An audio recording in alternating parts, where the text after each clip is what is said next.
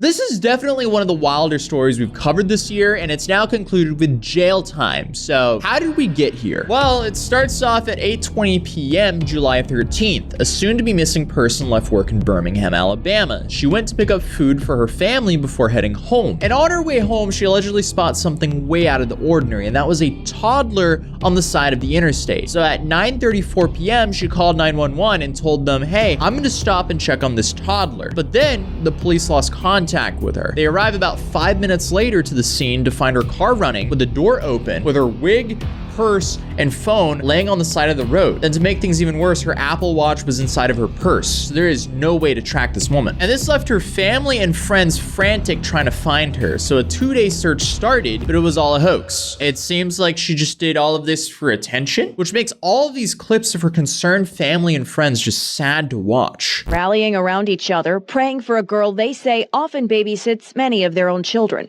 Our daughter just graduated from nursing school and travels down 459 all the time.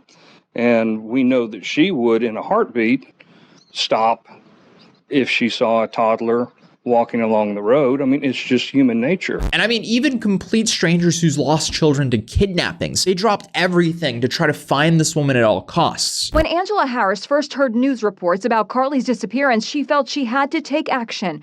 Her own daughter was abducted and murdered 4 years ago.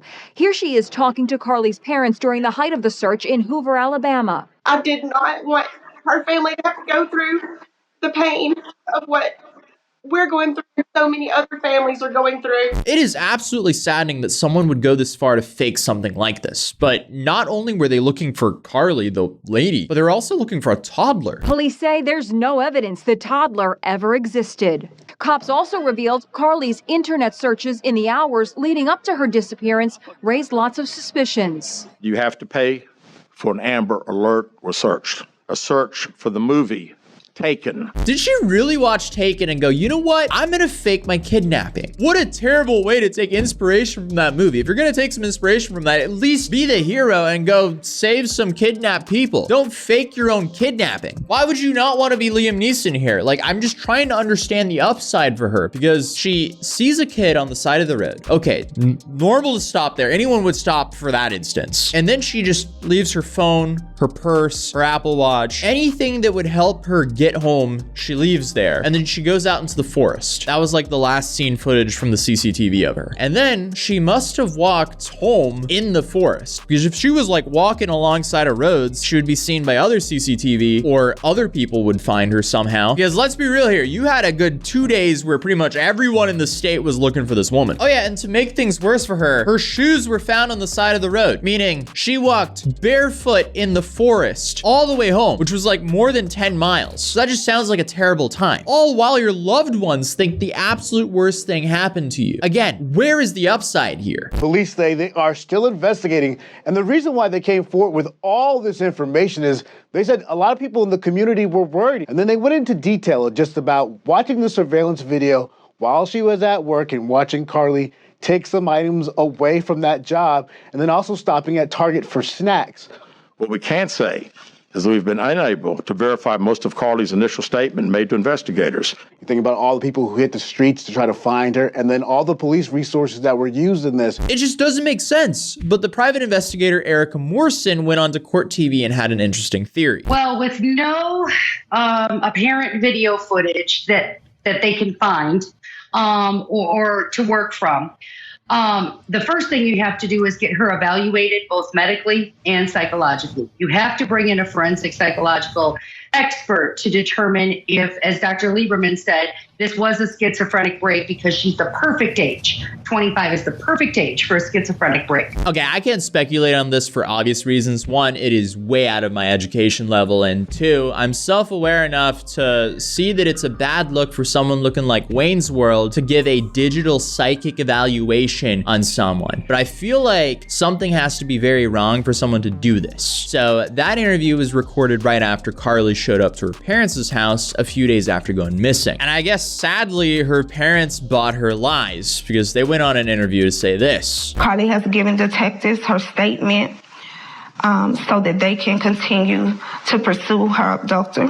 Do you believe that there's an abductor still out there? Absolutely.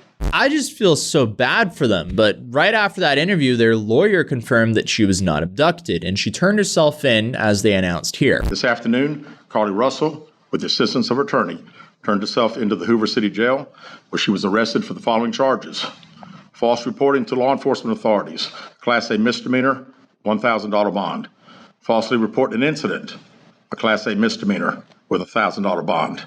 Each of these charges carry up to a year in jail and potential fine of $6,000 upon conviction. Ms. Russell was released from jail after posting bond. I mean, I can only imagine how the parents felt here, but still, we haven't heard Carly's side of the story yet. So I'm hoping we eventually will hear that. But the police chief was clearly very upset with this and wanted to make stricter laws for what Carly did. Judging from the amount of phone calls and emails that we've received from people all over the country, I know many are shocked and appalled that Ms. Russell is only being charged with 2 misdemeanors, despite all the panic and disruption her actions caused. Let me assure you, I too share the same frustration, but existing laws only allow the charges that were filed to be filed. I can tell you that I will be contacting our state legislatures on behalf of law enforcement in Montgomery and asking them to look at this law applied to these facts and urge them to add an enhancement to current legislation when somebody falsely reports kidnapping or another violent crime. I mean, it makes sense. You don't want this to be a regular occurrence, which apparently it kind of was, because this is the second fake kidnapping this year in Birmingham, according to the private investigator that we heard from earlier. One of the things that I just caught in that dispatch call that makes me very nervous was the fact that it was listed as a 3 to 4-year-old child. Every investigator knows that the number 3 is the liar's number. I'm not accusing her by any means. I am so grateful this woman is home. But I'm going to tell you right now, Vinny, if we have 2 missing persons hoaxes in a row in this community, the damage is irreversible. Okay, so with that in context, the police chief's reaction makes a lot more sense. But then the whole trial started, and this is where things got interesting, because she pleaded not guilty after admitting that she staged her own kidnapping. Someone make that make sense. Our cameras were here several hours ago and caught images of Carly Russell entering Hoover Municipal Court with her family. The whole procedure relatively quick once things got started. During that procedure, Carly had to stand in front of the judge and enter a plea. She pleaded not guilty to lying to police and falsely reporting an incident. Those are the only 2 words she said, not guilty. She was wringing her hands behind her back the entire time, clearly very nervous. So she was then found guilty and sentenced to 1 year in jail, and the city's asking for $18,000 in restitution for search efforts. And from what I can tell, they're currently appealing this because they believe that she shouldn't receive jail time. But during this case, we found out some things that came up in her search history was, do you have to pay for an Amber Alert? And how can I take money from a register without being caught? And then one-way bus ticket to Nashville. Why? It seems like she had a solid job because she was a nurse. Why are you trying to figure out how to kidnap yourself and steal from a register? Most businesses don't even carry enough cash. So like the upside is very limited here. Like where is the upside? Please someone explain that to me. One would think that just working as a nurse would be a infinitely better alternative than stealing some cash from a register and going to jail for that. Or even worse, faking your own kidnapping and then going to jail for that because she didn't even make it to a register to steal from. It's safe to say that people will just do some very interesting things for attention. Will she win her appeal though? Who knows? Is she going to jail? Who knows? Guess we'll find out soon, but thank you for dealing with a specifically nasally version of myself for this episode because either it's allergies or some flu. Whatever it is, I'll get through it and I'll see you guys in the next video. Peace.